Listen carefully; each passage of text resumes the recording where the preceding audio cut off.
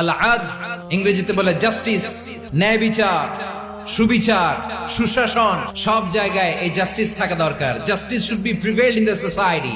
আদল অনেকে না বুঝলেও আদালত শব্দটা বুঝবে না। যেখানে বিচার কার্যের ফয়সালা করা হয়, কোর্ট কাচারি আদালত, এটা তো ভেরি কমন। আদালত যেখানে ন্যায় বিচার হবে, সুশাসন হবে।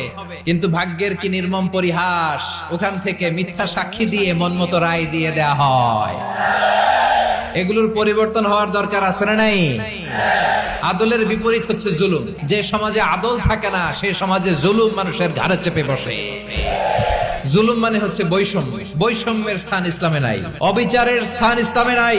আল্লাহ তাআলা বলেন হাদিসে কুদসিতে, ইয়া ইবাদি ইন্নী হারামতুয যুলমা আলা নাফসি ওয়া জাআলতুহু বাইনাকুম মুহাররামান ফালা তাযালামু।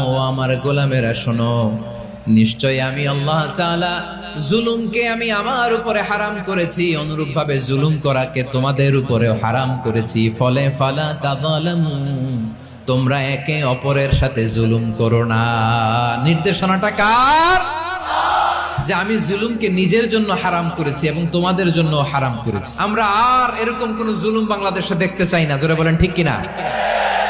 আমরা আর নতুন করে কেউ জালিম হোক এটা চাই না। নতুন করে আবার কেউ ফ্যাসিস্ট হোক আমরা চাই না। এক দল আরেক দলকে নিশ্চিহ্ন করার রাজনীতি করুক আমরা চাই না। আমরা সুশাসনের বাংলাদেশ চাই। আমরা বিশ্বের বুকে সম্মান নিয়ে মাথা উঁচু করে দাঁড়াতে চাই। ঠিক কিনা বলেন?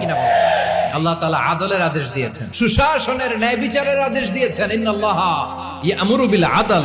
আমাদেরকে আদল প্রতিষ্ঠা করতে হবে। জুলুমের সাথে ইসলামের কোনো সম্পর্ক নাই। পশ্চিমারা আমাদেরকে ইনসাফ শিখায়, আমাদেরকে সুশাসন শিখায়।